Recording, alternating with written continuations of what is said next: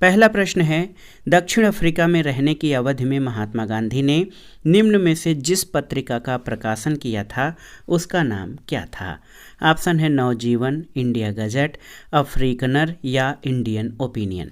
तो सही उत्तर option D हो जाएगा, इंडियन ओपिनियन। दोस्तों, दक्षिण अफ्रीका में गांधी जी ने इंडियन ओपिनियन नामक अखबार निकाला था। अगला प्रश्न है, फिनिक्स फार्म कहाँ पर स्थित है? सूरतगढ़, एसेक्स, डरबन या कंपाला में? तो सही उत्तर डरबन, दक्षिण अफ्रीका में फिनिक्स फार्म स्थित है। दोस्तों, महात्मा गांधी ने 1904 में डरबन, दक्षिण अफ्रीका में फिनिक्स फार्म की स्थापना की थी। अगला प्रश्न है कि एम के गांधी यानी मोहनदास करमचंद गांधी समर्थक थे किसके? तो आप सभी जानते हैं, दार्शनिक अराजकतावाद यानी ऑप्शन डी। दोस्तों, आप जान लीजिए, मार्क्स की तरह गांधी जी राज्य को हटाने की इच्छा रखते थे। उन्होंने स्वयं को दार्शनिक अराजकतावादी कहे जाने से गुरेज नहीं किया था। अगला प्रश्न है, निम्नलिखित में से गांधी जी के रामराज्य के युगल सिद्धांत कौन थे? तो सही उत्तर सत्य और अहिंसा। दोस्तों, सत्य और अहिंसा गांधी जी के राम राज्य के युगल सिद्धांत थे। अगला प्रश्न है, गांधी जी की दृष्टि में अहिंसा का अर्थ क्या है? तो सही उत्तर गांधी जी की दृष्टि में अहिंसा का अर्थ सत्य की प्राप्ति का रास्ता है, यानी सत्य को प्राप्त करने का जो रास्ता है वो अहिंसा से होकर जाता है। अगला प्रश्न है, गांधी जी के शब्द में संदर्भ में निम्नलिखित में से कौन सा सही है? आपको बताना है। बिना मार्क्सवाद के मार्क्सवादी, बिना समाजवाद के समाजवादी, बिना व्यक्तिवाद के व्यक्तिवादी या समाजवादियों में एक व्यक्तिवादी और समाजवादियों में एक मार्क्सवादी। तो सही उत्तर ऑप्शन डी हो जाएगा। दोस्तों, आप जान लीजिए, गांधी जी स्वयं कहते थे कि मैं उसी समस्या को सुलझाने में लगा हूं जो कि वैज्ञानिक समाजवाद के सामने है। इसलिए गांधी जी को समाजवादियों में एक व्यक्तिवादी और समाजवादियों में एक मार्क्सवादी कहा जा सकता है। अगला प्रश्न है, गांधी जी के सिद्धांत के अनुसार कौन सा एक कथन सही नहीं है? आपको बताना है। सत्याग्रही का उद्देश्य शत्रु को पराजित करना है, ये सही नहीं है। सत्याग्रही का शस्त्र अहिंसा है, बिल्कुल सही है। सत्याग्रही को अपने संकल्प में दृढ़ विश्वास होना चाहिए, सही है। सत्याग्रही को विरोधियों के प्रति द्वेष भाव नहीं रखना चाहिए। तो ऑप्शन ए जो है कि सत्याग्रही का उद्देश्य शत्रु को पराजित करना है, ये आपका सही नहीं है। दोस्तों, आप जान लीजिए, गांधी जी के सत्याग्रह का सिद्धांत है कि सत्याग्रही का उद्देश्य शत्रु को पराजित करना नहीं बल्कि उसका हृदय परिवर्तन करके उसे अपने अनुकूल बनाना है। अगला प्रश्न है, गांधी जी के अनुसार हिंसा का क्रूरतम रूप क्या है? तो सही उत्तर क्या हो जाएगा? गांधी जी के अनुसार दोस्तों, हिंसा का क्रूरतम रूप गरीबी का अस्थायित्व है। गांधी जी ने कहा था कि गरीबी का अस्थायित्व हिंसा का क्रूरतम रूप है। अगले प्रश्न पर आते हैं, गांधी जी ने परिवार नियोजन के लिए क्या तरीका बताया? ऑप्शन है आत्मनियंत्रण, नसबंदी, निरोध या लूप। तो सही उत्तर गांधी जी ने परिवार नियोजन के लिए सेल्फ कंट्रोल यानी आत्मनियंत्रण को सर्वोत्तम तरीका बताया था। अगला प्रश्न है, गांधी जी दक्षिण अफ्रीका में कितने वर्ष तक रहे थे? तो सही उत्तर 21 वर्ष। दोस्तों, आप जान लीजिए, गांधी जी अफ्रीका में लगभग 21 वर्ष तक रहे थे। अगला प्रश्न है, महात्मा गांधी दक्षिण अफ्रीका से भारत किस वर्ष में लौटे थे? आपको बताना है। तो उत्तर है 1915 यानी 1915। गांधी जी जनवरी 1915 में दक्षिण अफ्रीका से भारत लौटे थे। अगला प्रश्न है, दक्षिण अफ्रीका के किस रेलवे स्टेशन पर गांधी जी को ट्रेन से फेंका गया था? आपको बताना है। तो उत्तर है पीटर मारिट्सबर्ग। यहाँ पर ऑप्शन बी आपका सही उत्तर हो जाएगा। दोस्तों, दक्षिण अफ्रीका के पीटर मारिट्सबर्ग रेलवे स्टेशन पर गांधी जी को नस्ली भेदभाव के फलस्वरूप ट्रेन से फेंका गया था। अगला प्रश्न है, एम के गांधी ने निम्नलिखित भारतीय राष्ट्रीय कांग्रेस के अधिवेशनों में किसमें सर्वप्रथम भाग लिया था? तो ये प्रश्न बहुत ही महत्वपूर्ण है, आप जान लीजिए। कलकत्ता अधिवेशन 1901 में। दोस्तों आप जान लीजिए कि महात्मा गांधी ने सबसे पहले वर्ष 1901 में आयोजित कांग्रेस के कलकत्ता अधिवेशन में भाग लिया था। अगला प्रश्न है, भारत के स्वतंत्रता आंदोलन के दौरान महात्मा गांधी द्वारा स्थापित साबरमती आश्रम किस नगर के बाहर स्थित है? तो सही उत्तर अहमदाबाद, ऑप्शन बी।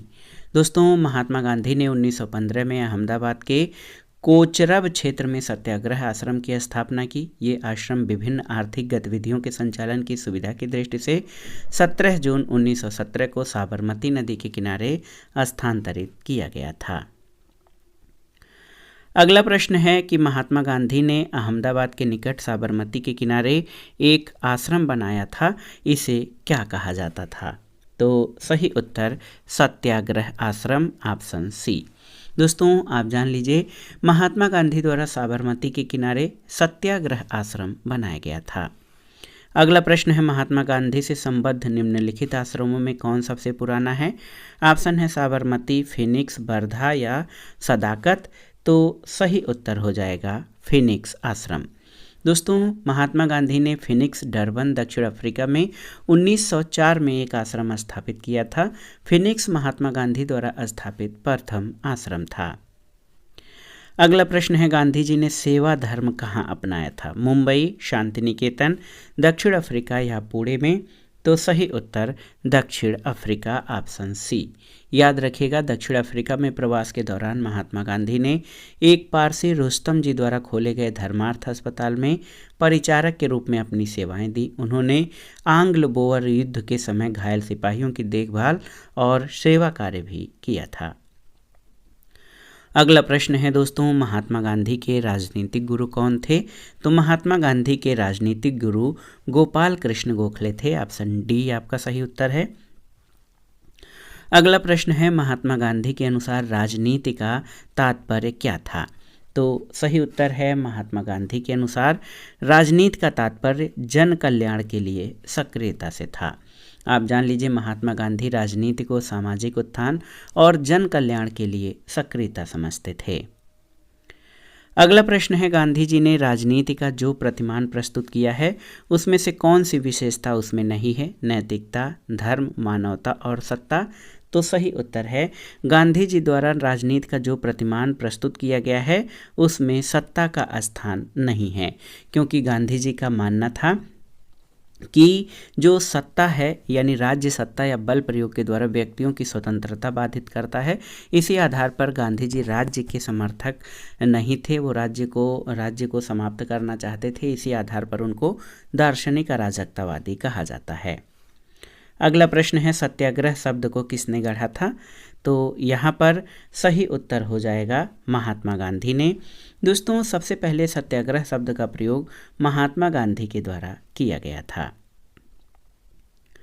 अगला प्रश्न है, आप देखिए भारत के स्वतंत्रता संघर्ष के दौरान सबसे पहले सत्याग्रह किसने किया था?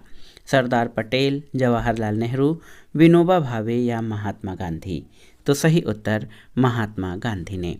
महात्मा गांधी ने भारत के स्वतंत्रता संघर्ष के दौरान वर्ष 1917 में चंपारण सत्याग्रह प्रारंभ किया और ये गांधी जी का भारत में पहला सफल सत्याग्रह था। अगले प्रश्न पर आते हैं, निम्नलिखित में से मोहनदास करमचंद गांधी किसके लिए सर्वाधिक जाने जाते हैं?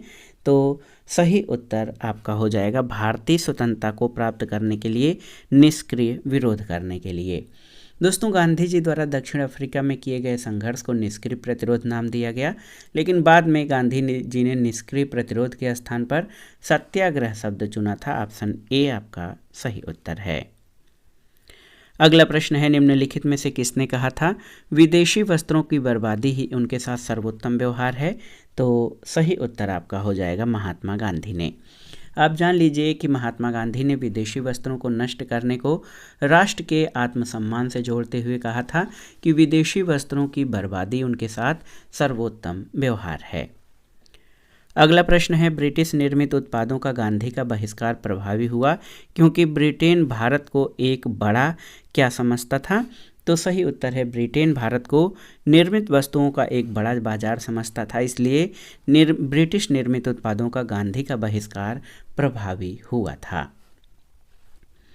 अगला प्रश्न है, निम्नलिखित में से महात्मा गांधी का भारत में पहला सत्याग्रह कौन सा था? तो सही उत्तर क्या हो जाएगा? चंपारण सत्याग्रह 1917 यानी 1917। दोस्तों, दक्षिण अफ्रीका से 1915 में लौटने के बाद गांधी जी ने भारत में अपना पहला सफल सत्याग्रह चंपारण सत्याग्रह 1917 में किया था। अगला प्रश्न है, गांधीवादी विचारधारा किनसे प्रभावित रही है? रस्किन से, थोरो से, टॉल्स्टॉय से या उपर्युक्त सभी से? तो याद रखिएगा, उपर्युक्त सभी से। दोस्तों, आप जान लीजिए कि धर्मनिरपेक्ष लेखकों में गांधीवादी विचारधारा को Henry David Thoreau, Ruskin Bond और लियो टॉल्स्टॉय ने सबसे अधिक प्रभावित किया है। अगला प्रश्न है, निम्नलिखित में से किस आंदोलन से गांधी जी संबंधित नहीं थे? स्वदेशी आंदोलन, खिलाफत आंदोलन, व्यक्तिगत सत्याग्रह आंदोलन या भारत छोड़ो आंदोलन? तो सही उत्तर स्वदेशी आंदोलन।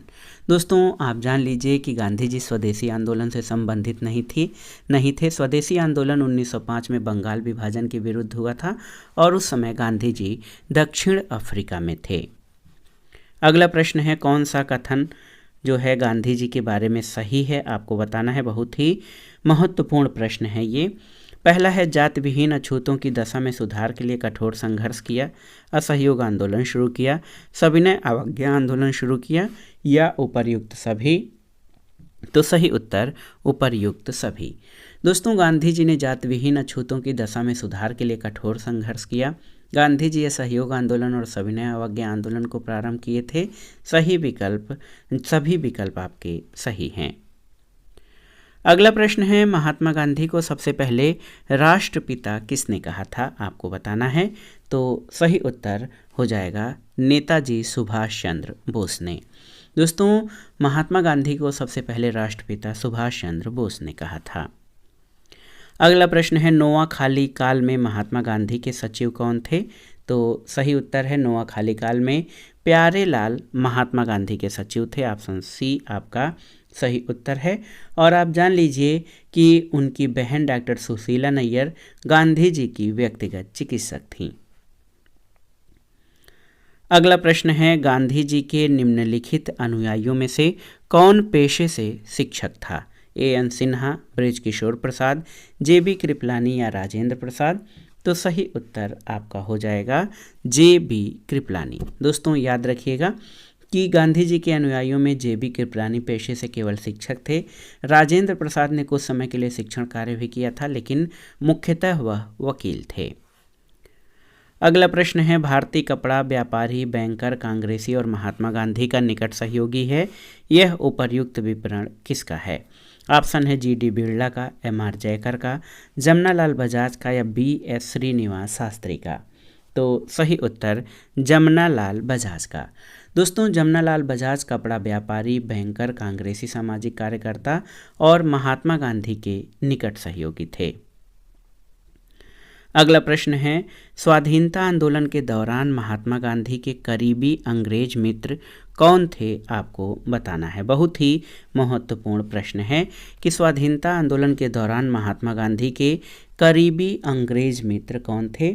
तो सही उत्तर रेवरेंड चार्ली एंड्रयूज। दोस्तों, आप जान लीजिए चार्ल्स एंड्रयूज, जिनको दीनबंधु एंड्रयूज कहा जाता है, सेंट स्टीफन कॉलेज दिल्ली में प्राध्यापक थे। भारतीयों से इनका गहरा लगाव था और वो हर तरह से भारतीय बनना चाहते थे। रविन्द्रनाथ टैगोर, गोपाल कृष्ण गोखले और महात्मा गांधी से इनके घनिष्ठ संबंध थे। अगला प्रश्न है, किस कारागार को गांधी जी ने मंदिर का नाम दिया था? तो सही उत्तर आपका हो जाएगा यरवदा जेल। दोस्तों, आप जान लीजिए यरवदा कारागार, जो कि महाराष्ट्र के पुणे जिले में है, गांधी जी को वर्ष 1930 में बंदी के रूप में भेजा गया था। यरवदा जेल में गांधी जी ने अपने अनुभवों और आध्यात्मिक प्रगति की समीक्षा करते हुए इसको मंदिर की संज्ञा दी थी। अगला प्रश्न है, भारत की स्वाधीनता के समय महात्मा गांधी कांग्रेस कार्यकारिणी समिति के सदस्य थे, कांग्रेस के सदस्य नहीं थे, कांग्रेस के अध्यक्ष थे या कांग्रेस के महासचिव थे? तो सही उत्तर है, भारत की स्वाधीनता के समय महात्मा गांधी कांग्रेस के सदस्य नहीं थे। दोस्तों, वर्ष 1934 में गांधी जी ने कांग्रेस से इस्तीफा दे दिया था।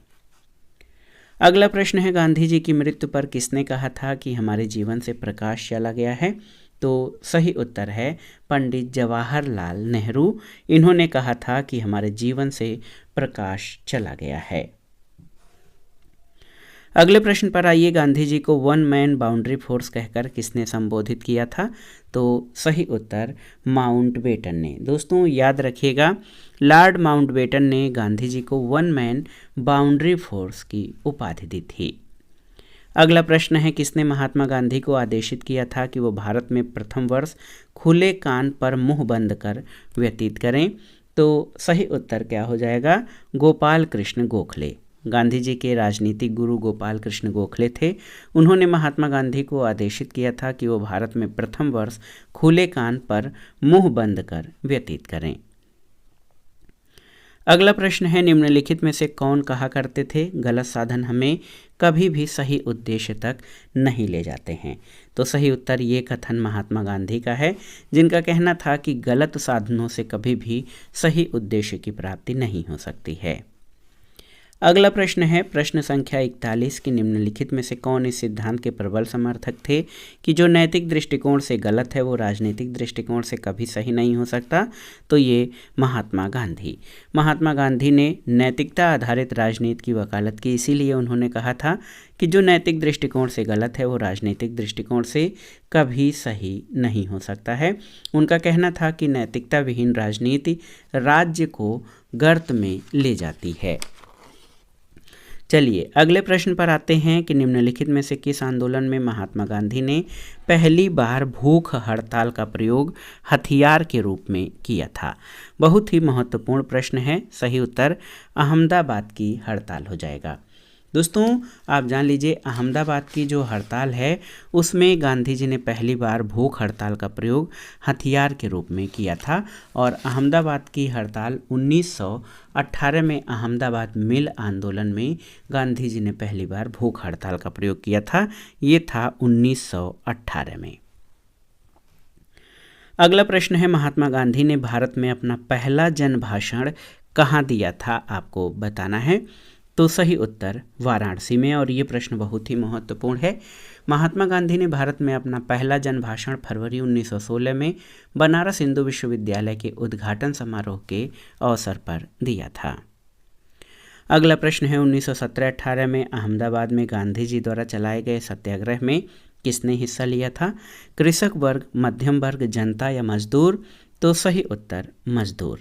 दोस्तों याद रखिएगा कि वर्ष 1918 में अहमदाबाद में गांधी जी द्वारा चलाए गए सत्याग्रह में मजदूर वर्ग ने हिस्सा लिया था।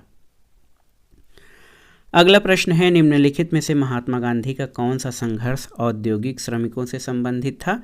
तो आप जानते हैं ये अहमदाबाद मिल मजदूरों का संघर्ष। दोस्तों गांधी जी ने 1918 में अहमदाबाद मिल संघर्ष औद्योगिक श्रमिक जो कि सूती मिल कामगारों से संबंधित था उसके लिए आंदोलन या संघर्ष किया था। अगला प्रश्न है, महात्मा गांधी के अनुसार अस्पृश्यों का सामाजिक आर्थिक सुधार संपन्न किया जा सकता है कैसे? उनके मंदिर प्रवेश द्वारा, उनको सहायता प्रदान करके, उनके सामाजिक आर्थिक विकास के लिए कोष अलग करके, या उनके लिए कुटीर उद्योग स्थापित करके? तो सही उत्तर आपका हो जाएगा उनके लिए कुटीर उद्योग स्थापित करके। दोस्तों गांधी जी कुटीर उद्योग जैसे गुड़ बनाना, घास कूटना, तेल पेरना, कागज़ बनाना, चमड़े का काम आदि पर जोर दिया। इसे गांधी जी का मानना था कि गरीबों और शोषितों का आर्थिक और सामाजिक सुधार करने में इससे मदद मिलेगी। अगला प्रश्न है, गांधीयन इनोवेशन या गांधी जी के नवाचार का तात्पर्य क्या है? तो सही उत्तर है कम निवेश से अधिक उत्पादन अधिक लोगों के लिए। दोस्तों गांधीयन इनोवेशन इसका तात्पर्य है कि कम निवेश से अधिक उत्पादन अधिक लोगों के लिए। ये शब्दावली सबसे पहले प्रोफेसर प्रहलाद एवं R.A. माशेलकर के द्वारा प्रयोग किया गया था। अगला प्रश्न है, 4 घटनाएं हैं, इनमें से बताना है कि कौन सी घटना सबसे पहले हुई थी। ऑप्शन है खेड़ा सत्याग्रह, सविनय अवज्ञा आंदोलन, असहयोग आंदोलन या चंपारण सत्याग्रह। तो खेड़ा सत्याग्रह कब हुआ था? याद कर लीजिए 1918 में। सविनय अवज्ञा आंदोलन 1930 में। इसी तरह चंपारण असहयोग आंदोलन आपका 1920 में हुआ था और चंपारण सत्याग्रह 1917 में। तो सबसे पहले चंपारण सत्याग्रह हुआ था। ऑप्शन डी आपका सही उत्तर है। अगला प्रश्न है दोस्तों, किसने यूरोपियन नील बागान मालिकों द्वारा किसानों के शोषण की तरफ गांधी जी का ध्यान आकर्षित किया था? तो सही उत्तर राजकुमार शुक्ल हो जाएंगे। ऑप्शन बी आपका सही उत्तर है, राजकुमार शुक्ल। और राजकुमार शुक्ल ने यूरोपियन नील बागान मालिकों द्वारा किसानों के शोषण की तरफ पहली बार गांधी जी का ध्यान आकृष्ट किया था और इन्हें चंपारण आने का निमंत्रण दिया था। अगला प्रश्न है, चंपारण में तिनकठिया प्रथा का क्या तात्पर्य था? आपको बताना है। तो सही उत्तर, चंपारण में तिनकठिया प्रथा के तहत प्रत्येक किसान को अपनी जमीन के 3/20 भाग पर नील की खेती करना अनिवार्य था। अगला प्रश्न है दोस्तों, गांधी जी का चंपारण आंदोलन था किसके लिए? तो सही उत्तर है, नील कर्मियों की समस्याओं के समाधान के लिए गांधी जी का चंपारण सत्याग्रह था और गांधी जी द्वारा ये प्रथम सफल सत्याग्रह था। अगला प्रश्न है, चंपारण सत्याग्रह में किन्होंने महात्मा गांधी का साथ दिया था? तो सही उत्तर है, राजेंद्र प्रसाद और अनुग्रह नारायण सिन्हा ने। दोस्तों, चंपारण आंदोलन 1917 में गांधी जी का साथ राजेंद्र प्रसाद, अनुग्रह नारायण सिन्हा, JB कृपलानी, महादेव देसाई, नरहर पारेख आदि ने दिया था। अगला प्रश्न है, भारत में नियोजित विकास का विरोध किसने किया? महात्मा गांधी, जवाहरलाल नेहरू, इंदिरा गांधी या राजीव गांधी ने? तो सही उत्तर महात्मा गांधी ने। दोस्तों, आप जान लीजिए कि भारत में प्लान्ड डेवलपमेंट है या नियोजित विकास है, इसका विरोध महात्मा गांधी ने किया था। अगला प्रश्न है, चंपारण कृषि जांच समिति का सदस्य निम्नलिखित में से कौन नहीं था?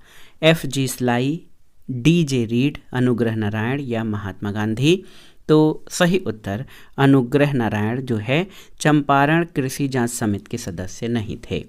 चंपारण कृषि जांच समिति के अध्यक्ष FG स्लाई थे। इनके सदस्य DJ read, Mahatma Gandhi, CL आदामी, राजा हरिप्रसाद नारायण सिंह और G रैनी थे। MEL टैनर इसके सचिव थे। अगला प्रश्न है, दक्षिण अफ्रीका से लौटने के पश्चात गांधी जी ने प्रथम सफल सत्याग्रह आरंभ किया था, कहाँ पर? तो सही उत्तर, चंपारण में 1917 में दक्षिण अफ्रीका से लौटने के बाद गांधी जी ने प्रथम सफल सत्याग्रह किया था। अगला प्रश्न है, महात्मा गांधी के चंपारण सत्याग्रह का किसने विरोध किया था? रविन्द्रनाथ टैगोर, NG रंगा, राजकुमार शुक्ल या राजेंद्र प्रसाद ने? तो ये प्रश्न बहुत ही महत्वपूर्ण है, आप देख लीजिए। NG रंगा ने, ऑप्शन बी आपका सही उत्तर है। NG रंगा ने महात्मा गांधी के चंपारण सत्याग्रह का विरोध किया था, जबकि रविन्द्रनाथ टैगोर ने चंपारण सत्याग्रह के दौरान ही इन्हें महात्मा की उपाधि दी थी। अगला प्रश्न है, करमचंद गांधी दीवान थे कहाँ के? तो सही उत्तर है, करमचंद गांधी पोरबंदर, राजकोट और बंकानेर राज्यों के दीवान थे। तो यहाँ पर सही उत्तर ऑप्शन डी हो जाएगा। दोस्तों, आप जान लीजिए, करमचंद गांधी पोरबंदर, राजकोट और बंकानेर राज्यों के दीवान थे। ये गांधी जी के पिता थे। इनका उपनाम कबा गांधी था। गांधी जी का जन्म पोरबंदर में हुआ था। उनकी माता का नाम पुतलीबाई था। अगला प्रश्न है, महात्मा गांधी के राजनीतिक जीवन की निम्नलिखित घटनाओं का कालक्रम क्या है? यहाँ पर आपको बताना है, चंपारण, अहमदाबाद मिल हड़ताल, खेड़ा या असहयोग आंदोलन। तो इसमें आपको सही क्रम बताना है। तो सही उत्तर चंपारण जो है ये 1917 यानी 1917। उसके बाद अहमदाबाद मिल हड़ताल जो है ये 1918, ये फरवरी मार्च 1918। खेड़ा जो है मार्च 1918 और असहयोग आंदोलन 1920 से 22। तो सही क्रम हो जाएगा 1 2 3 4। यहाँ पर देखिए 1 2 3 4 आपका सही क्रम हो जाएगा। तो सही उत्तर ऑप्शन बी हो जाएगा। अगला प्रश्न है, निम्नलिखित कथनों में कौन महात्मा गांधी के बारे में सही है। यहाँ पर 4 कथन दिए गए हैं, इसमें से आपको बताना है कि कौन से कथन सही हैं। उन्होंने अपनी प्रारंभिक शिक्षा राजकोट में प्राप्त की थी, सही है। कस्तूरबा के साथ उनका विवाह 13 वर्ष की आयु में हुआ था, सही है। उन्होंने विधि का अध्ययन द इनर टेम्पल लंदन में किया था और वे रस्किन की पुस्तक अनटू दिस लास्ट से सर्वाधिक प्रभावित थे। तो सही उत्तर ये सभी चारों ही कथन आपके सही हैं। ऑप्शन डी आपका सही उत्तर हो जाएगा। अगला प्रश्न है दोस्तों, महात्मा गांधी ने कहा था कि उनकी कुछ सबसे गहन धारणाएं अनटू दिस लास्ट नामक पुस्तक में प्रतिबिंबित होती हैं और इस पुस्तक ने उनके जीवन को बदल डाला। इस पुस्तक का वह संदेश क्या था जिसने महात्मा गांधी को बदल डाला था। तो सही उत्तर क्या हो जाएगा, ये है व्यक्ति का कल्याण सबके कल्याण में निहित है। दोस्तों, महात्मा गांधी ने अपने दक्षिण अफ्रीका प्रवास के दौरान रस्किन की पुस्तक, जॉन रस्किन की पुस्तक अनटू दिस लास्ट पढ़ी थी। गांधी जी ने अपनी आत्मकथा में लिखा कि इस पुस्तक ने उनके जीवन को परिवर्तित कर दिया। इसकी समीक्षा में गांधी जी ने 3 बातों को नोट किया, जिसमें प्रमुख है व्यक्ति का कल्याण सबके कल्याण में निहित है। अगला प्रश्न है, निम्नलिखित सत्याग्रहों में किसका नेतृत्व महात्मा गांधी ने नहीं किया था। भारत छोड़ो आंदोलन, सविनय अवज्ञा, बारदोली या खेड़ा। तो सही उत्तर बारदोली सत्याग्रह। दोस्तों, गांधी जी ने खेड़ा सत्याग्रह 1918, सविनय अवज्ञा आंदोलन 1930 और भारत छोड़ो आंदोलन 1942 का नेतृत्व किया, जबकि बारदोली सत्याग्रह 1928 का नेतृत्व गांधी जी ने नहीं बल्कि सरदार वल्लभ भाई पटेल ने किया था। अगला प्रश्न है, गांधी के नाम के पहले महात्मा जोड़ा गया कब। चंपारण सत्याग्रह के दौरान, रौलट एक्ट के विरुद्ध सत्याग्रह के दौरान, वर्ष 1919 में भारतीय राष्ट्रीय कांग्रेस के अमृतसर अधिवेशन में या खिलाफत आंदोलन के समय। तो सही उत्तर चंपारण सत्याग्रह के दौरान। दोस्तों, आप जान लीजिए कि गांधी जी द्वारा चंपारण सत्याग्रह का सफल नेतृत्व करने के कारण रविंद्रनाथ टैगोर ने पहली बार उन्हें महात्मा कहा था। अगला प्रश्न है, निम्नलिखित में से किस सत्याग्रह आंदोलन में गांधी जी ने प्रत्यक्ष रूप से भाग नहीं लिया। ऑप्शन है चंपारण सत्याग्रह, खेड़ा सत्याग्रह, वायकोम सत्याग्रह या असहयोग आंदोलन। तो सही उत्तर आपका हो जाएगा वायकोम सत्याग्रह, ऑप्शन सी। दोस्तों, वायकोम के मंदिर प्रवेश सत्याग्रह में गांधी जी ने प्रत्यक्ष रूप से भाग नहीं लिया, जबकि खेड़ा सत्याग्रह, चंपारण सत्याग्रह और असहयोग आंदोलन का नेतृत्व स्वयं गांधी जी ने किया था। अगला प्रश्न है, महात्मा गांधी का छत्तीसगढ़ में प्रथम आगमन कब हुआ था, आपको बताना है। तो सही उत्तर आपका हो जाएगा 20 दिसंबर 1920 को। देखिए, छत्तीसगढ़ में महात्मा गांधी का पहला आगमन 20 दिसंबर 1920 को धमतरी में हुआ था। अगला प्रश्न है, निम्न उद्योगपतियों में से कौन से व्यक्ति लंबे समय तक AICC के खजांची रहे और वर्ष 1930 में जेल भी गए थे। ऑप्शन है GD बिरला, जमनालाल बजाज, JRD टाटा या बालचंद हीराचंद। तो सही उत्तर जमनालाल बजाज, ऑप्शन बी। दोस्तों, सेठ जमनालाल बजाज गांधी जी के निकट सहयोगियों में थे। वे लंबे समय तक भारतीय राष्ट्रीय कांग्रेस के कोषाध्यक्ष थे। वर्ष 1923 में झंडा सत्याग्रह में भाग लेने के लिए और पुनः वर्ष 1930 में सविनय अवज्ञा आंदोलन के दौरान वो जेल गए थे। अगला प्रश्न है, गांधी जी के ट्रस्टीशिप के सिद्धांत के प्रतिपाद्य के संबंध में कौन सा एक सही है। तो सही उत्तर आपका हो जाएगा, यहाँ पर देखिए, दक्षिण अफ्रीका 1903, ऑप्शन ए। दोस्तों, गांधी जी ने 1903 में जोहानसबर्ग में अपनी लॉ फर्म स्थापित की, जहाँ वे वर्ष 1910 तक रहे। गांधी जी ने अपनी लॉ फर्म में ट्रस्टीशिप के सिद्धांतों को लागू किया।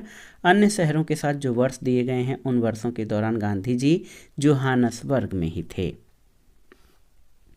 अगला प्रश्न है, गांधीवादी अर्थव्यवस्था के विषय में निम्नलिखित कथनों में से कौन सा एक सही नहीं है। वे अहिंसा पर आधारित अर्थव्यवस्था पर बल देते थे, बिल्कुल सही। केंद्रीकरण शोषण और असमानता को जन्म देता है, अतएव अहिंसक सामाजिक संरचना विकेंद्रीकरण विरोधी है, बिल्कुल सही। वे भारत में मशीनीकरण के पक्षधर नहीं थे, बिल्कुल सही। वे USA में मशीनीकरण के पक्षधर नहीं थे, तो ये आपका सही नहीं है। दोस्तों गांधी जी का विचार था कि प्रत्येक देश की अर्थव्यवस्था वहाँ की जलवायु, भूमि और वहाँ के निवासियों के स्वभाव को ध्यान में रखते हुए निश्चित की जानी चाहिए। इन बातों के आधार पर जहाँ तक संयुक्त राज्य अमेरिका का संबंध है, उन्होंने वहाँ के मशीनीकरण का विरोध नहीं किया था, जबकि विकल्प ABC का समर्थन गांधी जी ने किया था। अगला प्रश्न है, निम्नलिखित कथनों पर विचार कीजिए। यहाँ पर 2 कथन आपके दिए गए हैं, इनमें से आपको बताना है कि कौन सा कथन सही है। पहला है, डॉक्टर राजेंद्र प्रसाद ने महात्मा गांधी को चंपारण आने और कृषकों की समस्याओं की जांच करने के लिए राजी किया था, तो ये सही नहीं है। दूसरा है कि चंपारण जांच में आचार्य JB कृपलानी महात्मा गांधी के सहयोगियों में से एक थे, तो ये सही है। केवल और केवल कथन 2 सही है। क्यों? क्योंकि महात्मा गांधी को चंपारण आने और कृषकों की समस्याओं की जांच करने के लिए डॉक्टर राजेंद्र प्रसाद ने नहीं बल्कि पंडित राजकुमार शुक्ल ने राजी किया था। अगला प्रश्न है, चंपारण आंदोलन मुख्यतः किसके विरोध में था? तो चंपारण आंदोलन मुख्यतः किसके विरोध में था आपको बताना है। तो ये नकदी फसल या कहा जाए नील की खेती, चंपारण आंदोलन मुख्य रूप से नकदी फसल के विरोध स्वरूप प्रारंभ किया गया था। अगले प्रश्न पर आते हैं दोस्तों। प्रश्न संख्या 70, निम्नलिखित में से कौन चंपारण सत्याग्रह के संबंध में सही नहीं है आपको बताना है। यह किसानों से जुड़ा था, बिल्कुल सही है। इसे तिनकठिया प्रथा के विरुद्ध संचालित किया गया था, सही है। डॉक्टर राजेंद्र प्रसाद तथा JB कृपलानी ने इसमें MK गांधी को सहयोग दिया था, बिल्कुल सही है। और ये प्रथम आंदोलन था जिसे MK गांधी ने संपूर्ण भारत के स्तर पर प्रारंभ किया था, तो ये आपका सही नहीं है। दोस्तों आप जान लीजिए, चंपारण सत्याग्रह मात्र चंपारण तक ही सीमित था और ये प्रथम आंदोलन जिसे गांधी जी ने राष्ट्रीय स्तर पर प्रारंभ किया था वो रौलट सत्याग्रह था। और चंपारण सत्याग्रह के बारे में ऊपर के 3 कथन ABC सही हैं। अगला प्रश्न और इस वीडियो का आखिरी प्रश्न है कि खेड़ा के किसानों के पक्ष में महात्मा गांधी के सत्याग्रह संगठित करने का कारण क्या था आपको बताना है। अकाल पड़ने के बावजूद प्रशासन ने भू राजस्व की उगाही स्थगित नहीं की थी, बिल्कुल सही है। प्रशासन का ये प्रस्ताव था कि गुजरात में अस्थायी बंदोबस्त लागू कर दिया जाए, ये सही नहीं है, केवल एक आपका सही उत्तर है। दोस्तों वर्ष 1918 में गुजरात के खेड़ा में किसानों की फसल नष्ट हो जाने के बाद भी सरकार ने लगान में छूट नहीं दी और भू राजस्व उगाही स्थगित नहीं की। इसी मुद्दे पर महात्मा गांधी ने खेड़ा के किसानों के पक्ष में सत्याग्रह किया। खेड़ा आंदोलन प्लेग फैसले और अकाल पड़ने के कारण किसानों के लगान अदा करने में असमर्थ होने और राज्य के प्रति उनमें असंतोष होने के परिणामस्वरूप हुआ था। तो इस प्रकार कथन 1 सही है, कथन 2 आपका सही नहीं है। तो दोस्तों ये था आज का वीडियो, आधुनिक भारत के इतिहास के अंतर्गत महत्वपूर्ण टॉपिक गांधी जी और उनके आंदोलनों से संबंधित महत्वपूर्ण प्रश्नों का प्रैक्टिस सेट, जो आपके आगामी विभिन्न परीक्षाओं जैसे UPPCS प्रारंभिक परीक्षा, RO यानी समीक्षा अधिकारी, सहायक समीक्षा अधिकारी, लोअर PCS और अन्य राज्य लोक सेवा आयोगों जैसे उत्तराखंड, बिहार, राजस्थान, MPPCS, छत्तीसगढ़ PCS आदि के आधुनिक भारत इतिहास खंड के लिए बहुत ही उपयोगी है। आप इन प्रश्नों को तैयार कर लीजिएगा। वीडियो आपको कैसा लगा हमें कमेंट बॉक्स में ज़रूर बताइएगा। वीडियो को लाइक करें, शेयर करें और इस चैनल मार्गदर्शन फॉर सिविल सर्विसेज को सब्सक्राइब करें। वीडियो देखने के लिए धन्यवाद दोस्तों, नमस्कार।